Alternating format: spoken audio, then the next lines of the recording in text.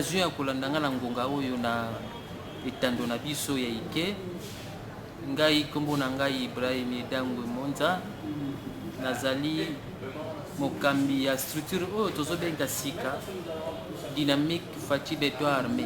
Pourquoi est-ce que tobengi dynamique wana Fachi Beto Armé? C'est parce que la kati ya dynamique wana oyo ezali kosangisa bato ya lolenge na lolenge. D'abord tozoba na dynamique Fachi Beto Armé ezali organisation moko apolitique, mais souci na yango oyo eza majeur vraiment ya mutuya ezali nini ko soutenir ba œuvre à chef de l'État. Ba œuvre nyonso to chef de l'État aza kosala a impact visible oyo eza ko toucher directement la population, oyo eza ko toucher directement l'amélioration ya condition ya ba vie ya peuple congolais. Nde yango dynamique wana eza ko soutenir pour que totia mokonzi ya mboka maboko na misala nyonso to azokanisa pona asala na katikati ya mboka oyo. Entre autres ba misala na oyo déjà président ya mokonzi ya mboka sali tozomona azotonga banzela, atongi banzela na programme ne asalaki ya 100 jours, atongi banzela, atongi ba école surtout na ba camp militaire, a améliorer salaire ya ba enseignants, a améliorer tant soit peu salaire et ya ba militaire, et puis aza kotonga ba pont par-ci par-là, surtout eloko ya mutuya oyo tozolo basiko ezali eloko tokomi na gratuité ya enseignement de base, ou bien enseignement de base bandi na première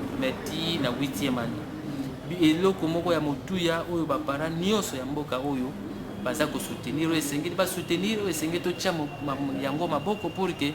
mokonzi ya mboka alonga na makambo oyo ezalaki banda kala na kati ya constitution na biso, mais oyo ezalaki appliqué te. Mais lolenge oyo mokonzi ya mboka Fachi oyo biso tobengi Fachi Beto Armé aza ko soutenir yango ou bien a mettre yango en application, biso to tia yango maboko yango wana ndio moni tozoki likanisi ya kosala organisation na kaka pona ko soutenir d'abord vision ya président de la République oyo aza nango pour que et impacter sur population na biso oyo ya mboka na biso RDC.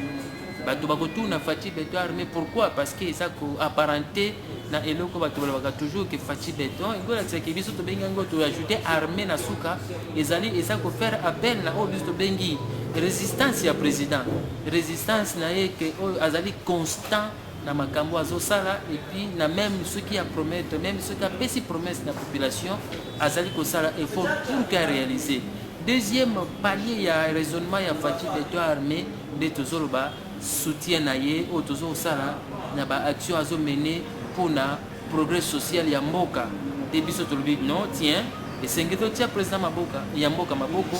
pour que makambo to ko sala tellement za résistant za constant na makambo nyonso loba tellement aza na souci ya progrès social ya mboka oyo biso tolobi que non tokutia maboko nde toza ko faire appel na bato nyonso tolobi que Fachi Beto Armé ezali structure oyo eza ko regrouper bato nyonso ba parti nyonso. D'abord tobai que ça politique ne bande ngola que bato ya MNC, bato ya IDPS, bato ya PPRD, bato ya Palu, bato ya parti nyonso to eza na mboka to ya to sangana to zali longo pour que à chaque fois ceux qui mokonza mboka à cette activité oyo que to zaye ba que ça ko impacter sur via ya congolais oyo qui sengeli biso to soutenir yango. Donc Fachi Beto Armé ezali ya IDPS te, ezali ya PPRD te, ezali ya MNC te, mais ezali pour na ba peuple congolais bato nyonso to ba terre nyonso baza ko œuvrer na domaine ya social. En tout cas boya to simbana to tiana mabongo pour que tout accompagner mokonzi ya mboka a reçu mandat na ye biso Fachi Beto Armé toza ko envisager o to benga horizon 2023. OK,